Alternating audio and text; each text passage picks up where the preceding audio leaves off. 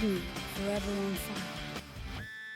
ಸೋಮವಾರದ ಬಳಿಕ ಎರಡನೇ ಹಂತದ ವಕ್ಫ್ ಹೋರಾಟದ ವರದಿಯನ್ನ ನೀಡ್ತೇವೆ. ಬಿಜೆಪಿ ಮತ್ತು ಅಂಗಸಂಸ್ಥೆ ಕೂಡಿಕೊಂಡು ದೊಡ್ಡ ಹೋರಾಟವನ್ನ ಮಾಡ್ತೇವೆ. ಬಳ್ಳಾರಿ ಜಿಲ್ಲೆ ಕಂಪ್ಲಿಯಲ್ಲಿ ಶಾಸಕ ರಮೇಶ್ ಜಾರಕಿಹೊಳಿ ಈ ಸ್ಟೇಟ್ಮೆಂಟ್ ಅನ್ನ ಕೊಟ್ಟಿದ್ದಾರೆ. ಇದೊಂದು ಕೆಟ್ಟ ಸರ್ಕಾರ. ಸಿದ್ದರಾಮಯ್ಯ ಬಗ್ಗೆ ದೊಡ್ಡ ಗೌರವ ಇತ್ತು, ಆದರೆ ವಕ್ಫ್ ಕಾನೂನು ತೆಗೆಯುವುದಿಲ್ಲ ಅಂತ ಸ್ಪಷ್ಟವಾಗಿ ಉತ್ತರ ಕೊಡ್ತಾರೆ. ಸರ್ಕಾರದ ಎರಡು ರೀತಿಯ ದ್ವಂದ್ವ ನಿಲುವು ಪ್ರಕಟ ಮಾಡ್ತಾ ಇದೆ.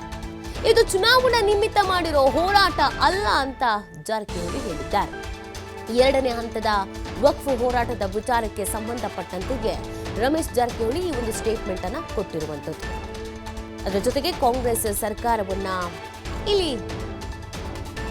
ಸರ್ಕಾರದ ನಿಲುವನ್ನ ನಡಿಗೆನ ಪ್ರಶ್ನಿಸೋದ್ರ ಜೊತೆಗೆ ಸರ್ಕಾರದ ವಿರುದ್ಧದ ಹೋರಾಟ ಅಂತ ಹೇಳಿದ್ದಾರೆ.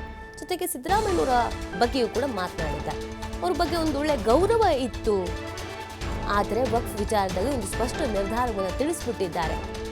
ಆ ಕಾರಣಕ್ಕಾಗಿ ಈ ಹೋರಾಟವನ್ನು ಮಾಡ್ತಾ ಇದ್ದೀವಿ, ಇದು ಎಲೆಕ್ಷನ್ಗಾಗಿ ಮಾಡ್ತಾ ಇರುವಂತಹ ಹೋರಾಟ ಅಲ್ಲ ಅಂತ ರಮೇಶ್ ಜಾರಕಿಹೊಳಿ ಹೇಳಿದ್ದಾರೆ.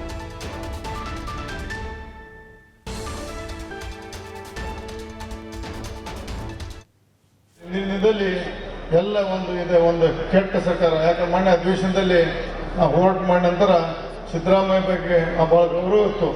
ಈ ಅಧಿವೇಶನದಲ್ಲಿ ಬಹುಶಃ ಒಂದು ಉತ್ತರ ಕೊಡ್ತಾ ಅಂತ ನಾವು ಅಧಿವೇಶನ ಬಹಳ ಇಂಟ್ರೆಸ್ಟ್ ಕೂತಿತ್ತು. ಕ್ಲಿಯರ್ ಹೇಳಿಬಿಟ್ರು, ನಾವು ವಕ್ಫ್ ಕಾನೂನು ತೆಗೆಯೋದಿಲ್ಲ, ಸಾಧ್ಯ ಇಲ್ಲ ಅಂತ ಒಂದು ಸ್ಟೇಟ್ಮೆಂಟ್ ಕೊಡ್ತಾರೆ. ನಾವು ಡೈರೆಕ್ಷನ್ ಕೊಟ್ಟಿದ್ದೀವಿ, ಈ ವಕ್ಫ್ ಕಾನೂನಿನಿಂದ ರೈತರಿಗೆ ಅನ್ಯಾಯ ಆಗುವುದಿಲ್ಲ, ಅದನ್ನು ಉತ್ತರ ತೆಗೆಸ್ತಾ ಇದ್ದಾರೆ. ಸದನದಲ್ಲಿ ಉತ್ತರ ಕೊಡ್ತಾರೆ, ಯಾವುದೇ ಕಾರಣಕ್ಕೂ ನಾವು ತೆಗೆಯೋದಿಲ್ಲ, ಸಾಧ್ಯ ಇಲ್ಲ, ಸ್ಪಷ್ಟವಾಗಿ ಉತ್ತರ ಹೇಳ್ತಾರೆ.